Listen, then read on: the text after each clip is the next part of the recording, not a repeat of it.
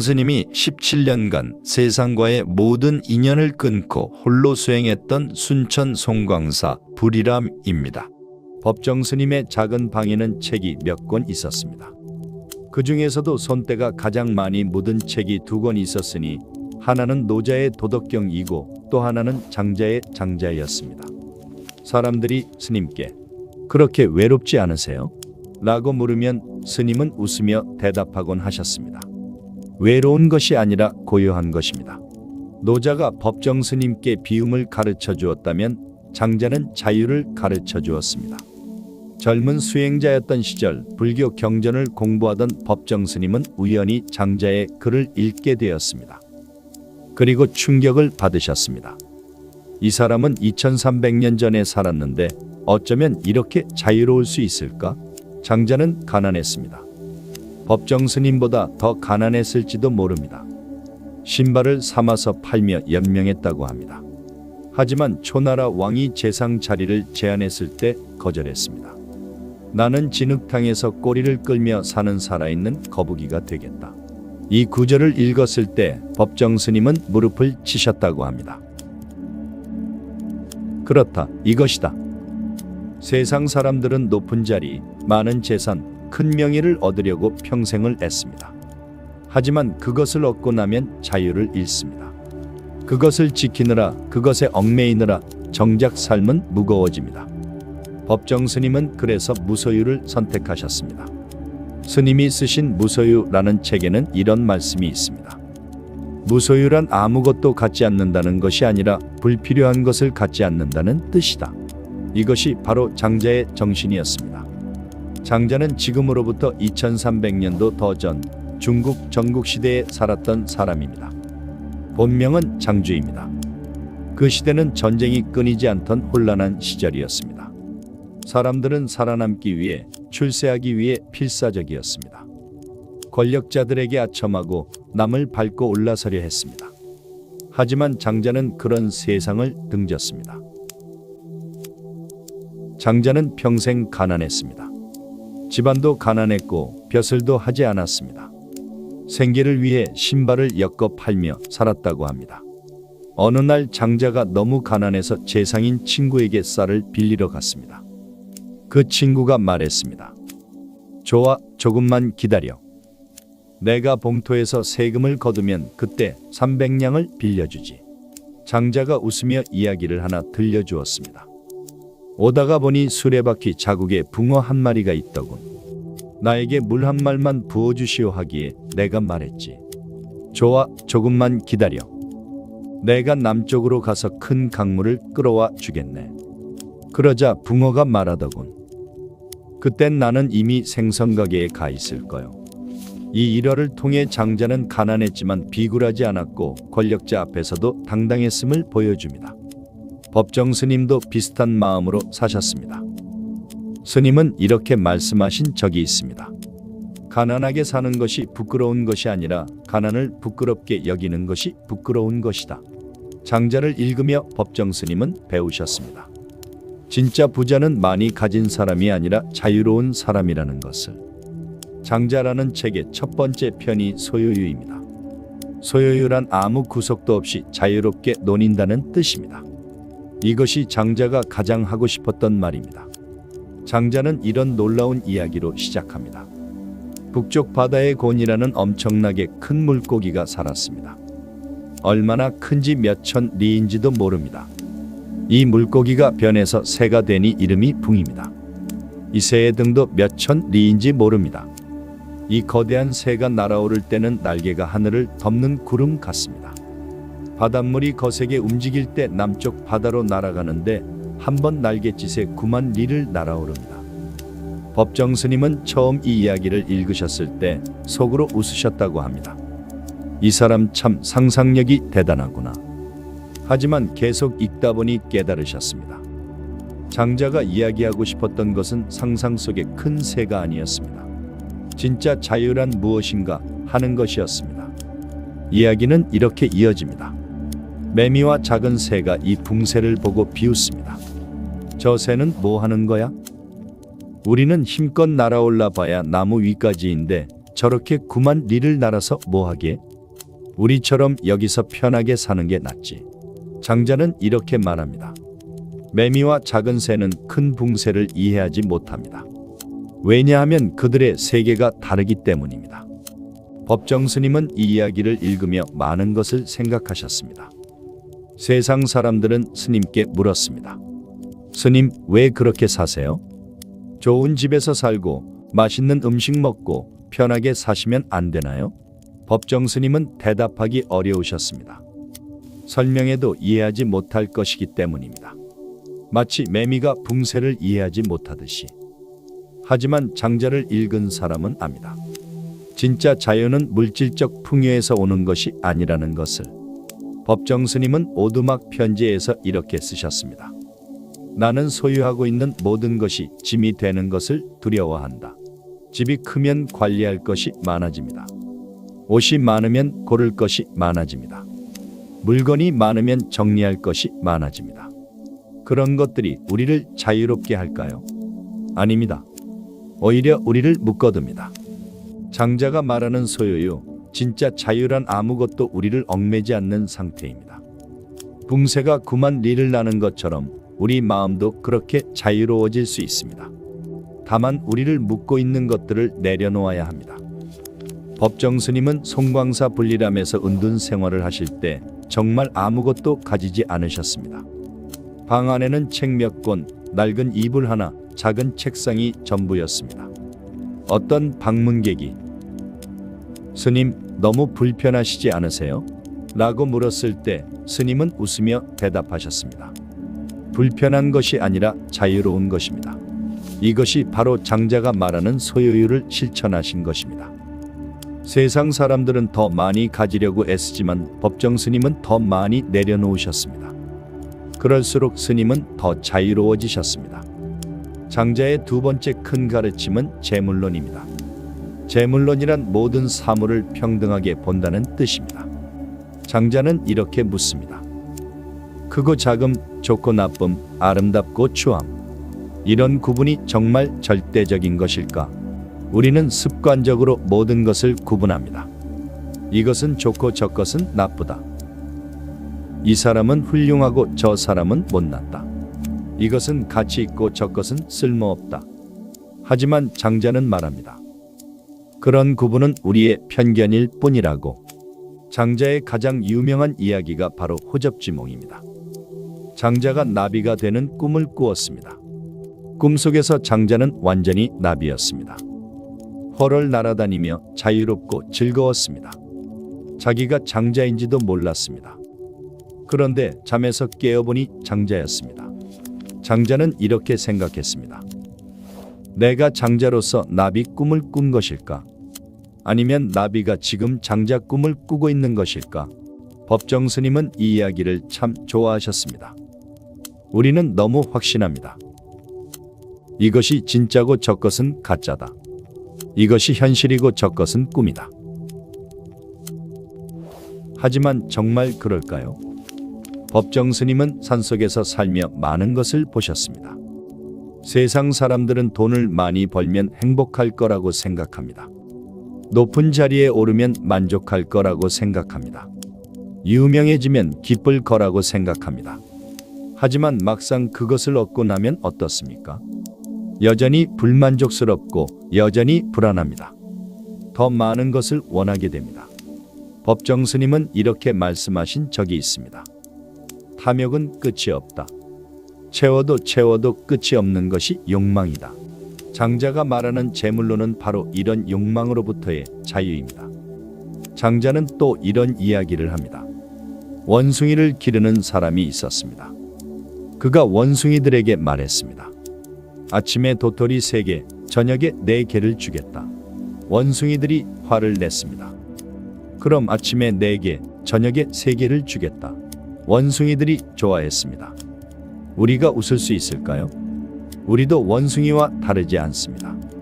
총합은 똑같은데 표현만 달라지면 기뻐하거나 화를 냅니다. 이름만 바뀌면, 포장만 바뀌면 그것에 속아 넘어갑니다. 법정 스님은 분리람에서 이렇게 살려고 하셨습니다. 비싼 것과 싼 것을 구분하지 않고 귀한 것과 천한 것을 구분하지 않고 높은 사람과 낮은 사람을 구분하지 않고 모든 것이 평등합니다. 모든 것이 소중합니다. 길가의 돌멩이도 산사의 꽃도 찾아오는 손님도 지나가는 바람도 장자의 또 다른 유명한 가르침이 무용지용입니다. 쓸모없음의 쓸모, 쓸데없는 것의 쓸모라는 뜻입니다. 장자는 이런 이야기를 들려줍니다. 해자라는 친구가 장자에게 말했습니다. 내게 아주 큰 밭이 있는데 씨를 심었더니 5 섬들이만큼 커졌어. 물을 담으려니 들 수가 없고 쪼개서 바가지를 만들려니 너무 커서 담을 데가 없어. 쓸모가 없어서 부숴버렸지. 장자가 대답했습니다. 자네는 큰 것을 쓸 줄 모르는구먼. 그 큰 박을 통째로 띄워서 배처럼 타고 강과 호수를 떠다니면 되지 않았겠나? 자네는 쓸모에 얽매여서 진짜 쓸모를 보지 못한 거야. 또 이런 이야기도 있습니다. 산에 나무가 한 그루 있었습니다. 굽고 울퉁불퉁해서 목수가 쳐다보지도 않는 나무였습니다. 다른 나무들은 모두 베어져 갔지만 이 쓸모없는 나무는 살아남았습니다. 그리고 1000년을 살며 커다란 그늘을 만들어 수많은 사람과 짐승에게 쉼터가 되어 주었습니다. 이 이야기를 읽으며 법정 스님은 깊이 공감하셨습니다. 세상은 쓸모를 따집니다. 이것은 무슨 쓸모가 있나? 저 사람은 우리에게 무슨 도움이 되나? 법정 스님은 무소유에서 이렇게 쓰셨습니다. 쓸모만 따지는 세상은 삭막하다. 꽃이 무슨 쓸모가 있습니까? 먹을 수도 없고 팔 수도 없는 들꽃이 산에 피어 있습니다. 하지만 그 꽃이 우리 마음을 얼마나 기쁘게 합니까? 시가 무슨 쓸모가 있습니까? 돈을 벌어주지도 않고 밥을 지어주지도 않습니다. 하지만 시 한 편이 우리 영혼을 얼마나 위로합니까? 산속 암자가 무슨 쓸모가 있습니까? 경제에 도움이 되지도 않고 생산성이 있지도 않습니다. 하지만 그곳에서 많은 이들이 위안을 얻고 쉼을 얻고 자신을 돌아봅니다. 장자는 이렇게 말합니다. 쓸모있는 나무는 일찍 베어지지만 쓸모없는 나무는 천수를 누린다. 법정 스님도 쓸모없는 나무가 되고 싶어 하셨습니다. 세상에 크게 도움이 되지는 않지만 그저 제자리에서 조용히 서 있는 나무. 누군가 지나가다 잠시 쉬어갈 수 있는 그늘이 되는 나무.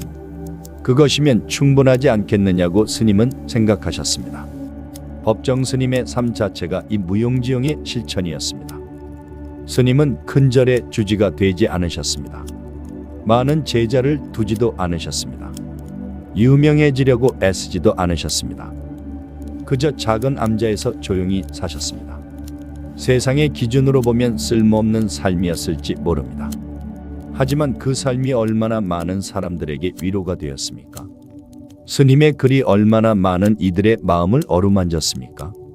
장자의 또 다른 가르침은 좌망입니다. 좌망이란 앉아서 모든 것을 잊는다는 뜻입니다. 장자의 제자 아내가 스승 공자에게 말합니다. 저는 좌망을 했습니다. 좌망이 무엇인가? 사지를 떨어뜨리고 총명을 없애고 몸을 떠나고 지혜를 버려서 대도와 하나가 되는 것입니다. 이 말을 읽으며 법정 스님은 무릎을 치셨다고 합니다. 이것이다. 우리는 너무 많은 것을 기억하고 있습니다. 누가 나에게 상처를 주었다는 기억, 내가 무엇을 잃어버렸다는 기억, 내가 어떻게 되어야 한다는 생각, 남들이 나를 어떻게 볼 것인가 하는 걱정, 이 모든 것이 우리를 묶어둡니다. 법정 스님은 산에서 앉아 계실 때가 많았습니다. 그냥 앉아서 아무 생각도 하지 않고 처음에는 어려웠습니다. 온갖 생각이 일어났습니다. 하지만 점점 고요해지셨습니다. 생각이 사라지니 나도 사라졌습니다. 앉아있는 나, 보고 있는 나, 듣고 있는 나, 이런 구분이 없어졌습니다. 그저 바람이 불고 새가 울고 나뭇잎이 흔들리고 그 모든 것과 법정 스님이 하나였습니다. 이것이 좌망입니다. 이것이 장자가 말하는 최고의 경지입니다. 법정 스님은 이렇게 쓰셨습니다.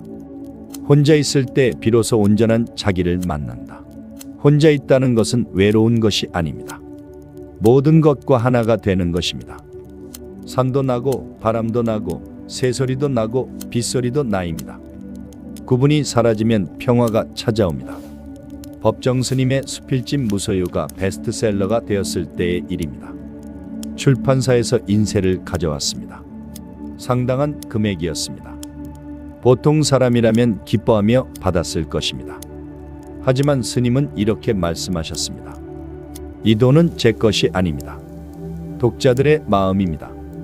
필요한 곳에 쓰시면 됩니다. 그리고 인쇄의 대부분을 어려운 사람들을 돕는 데 쓰도록 하셨습니다. 이것이 바로 장자가 말하는 무의자연의 실천이었습니다. 억지로 선행을 하려 하지 않았지만 자연스럽게 선이 이루어졌습니다. 어느 추운 겨울날 한 방문객이 스님의 방을 찾았습니다. 방문을 열고 들어간 그는 깜짝 놀랐습니다. 방 안이 너무 추웠기 때문입니다. 스님, 왜 난방을 안 하세요? 법정 스님은 웃으며 대답하셨습니다. 추운 것도 자연의 일부입니다. 겨울은 원래 추운 것 아니겠습니까? 스님은 두꺼운 옷을 여러 겹 입고 계셨습니다. 억지로 자연을 거스르기보다 자연에 순응하는 삶. 그것이 장자가 말하는 무의자연이었습니다. 장자는 또 이런 이야기를 합니다. 바다에 사는 새가 노나라 수도에 날아왔습니다. 임금이 이 새를 정성껏 대접했습니다. 궁궐로 모셔서 가장 좋은 음악을 들려주고 가장 좋은 음식을 대접했습니다. 하지만 그 새는 슬퍼하며 아무것도 먹지 않고 사흘 만에 죽었습니다. 장자는 말합니다. 이것은 새를 사람 대하듯 한 것이지 새를 새답게 대한 것이 아니다. 법정 스님은 이 이야기에서 깊은 교훈을 얻으셨습니다. 우리는 종종 상대방을 위한다고 하면서 실은 우리 방식을 강요합니다. 이게 좋은 거야. 이렇게 하는 게 맞아. 하지만 그것이 정말 상대방을 위하는 것일까요? 법정 스님은 사람들을 있는 그대로 받아들이려 하셨습니다. 고치려 하지 않으셨습니다. 바꾸려 하지 않으셨습니다. 그저 그 사람이 그 사람답게 있도록 내버려 두셨습니다.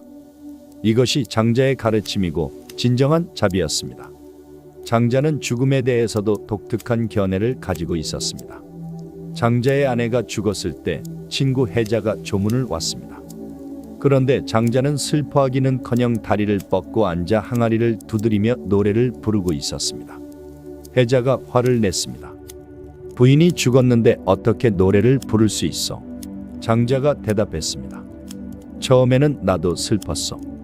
하지만 생각해보니 그녀는 원래 없었어. 있었던 것이 잠시 형태를 갖추었다가 다시 돌아간 것뿐이요. 봄, 여름, 가을, 겨울이 돌아가는 것과 같소. 법정 스님도 죽음을 담담히 받아들이셨습니다. 스님은 2010년 입적하시기 전 이렇게 말씀하셨습니다. 오는 것도 인연이요, 가는 것도 인연입니다. 스님은 죽음을 두려워하지 않으셨습니다. 장자처럼 죽음을 자연의 일부로 받아들이셨습니다. 태어나면 죽는 것이 자연의 이치입니다. 그것을 슬퍼할 필요도 두려워할 필요도 없습니다. 꽃이 피면 지고 달이 차면 기우는 것과 같습니다. 법정 스님은 평생 장자를 읽으셨습니다. 젊을 때 읽고 중년에 읽고 늙어서도 읽으셨습니다. 읽을 때마다 새로웠습니다. 장자는 스님에게 자유를 가르쳐 주었습니다. 소유로부터의 자유, 욕망으로부터의 자유, 남의 시선으로부터의 자유, 나 자신으로부터의 자유. 법정 스님의 삶 자체가 장자의 가르침을 실천하는 것이었습니다. 스님은 높은 곳을 향하지 않으셨습니다. 낮은 곳, 외진 곳을 택하셨습니다. 스님은 많이 가지려 하지 않으셨습니다. 비우고 또 비우셨습니다. 스님은 쓸모있는 사람이 되려 하지 않으셨습니다. 그저 한 그루 나무처럼 그늘이 되어주셨습니다. 장자에는 또 이런 이야기가 있습니다. 어느 마을에 큰 나무가 한 그루 있었습니다. 너무 커서 수천 마리의 소가 그 그늘 아래 쉴 수 있을 정도였습니다. 사람들이 신기해하며 모여들었습니다. 하지만 목수는 그 나무를 거들떠보지도 않고 지나갔습니다. 제자가 물었습니다. 스승님, 왜 저 큰 나무를 보지도 않으십니까? 목수가 대답했습니다. 저 나무는 쓸모가 없어. 배를 만들면 가라앉고 관을 만들면 썩고 그릇을 만들면 금방 깨지지.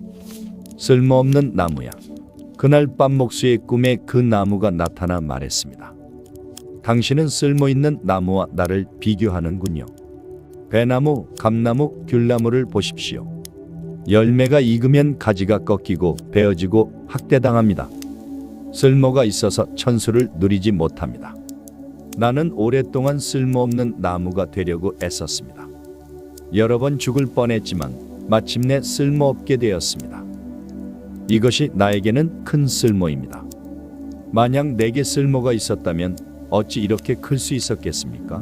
법정 스님은 이 이야기를 특히 좋아하셨습니다. 스님은 평생 쓸모없는 나무가 되려고 하셨습니다.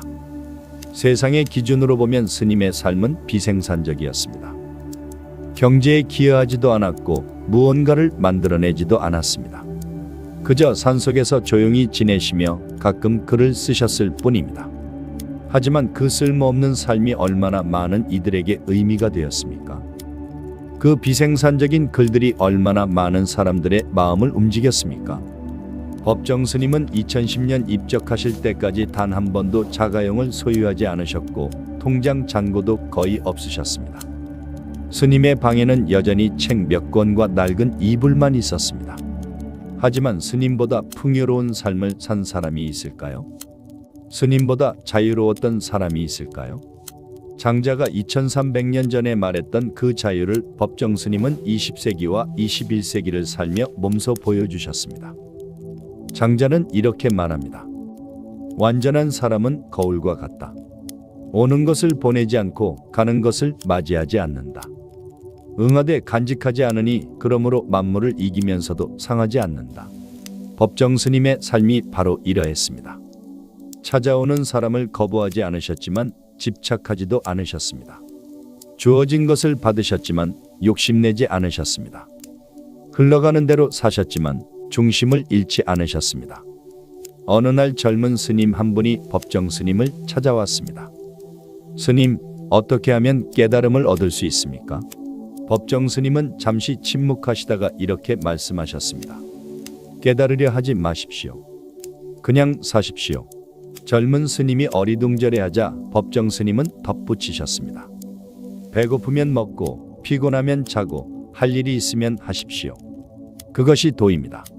이것이 바로 장자가 말하는 무의자연이었습니다.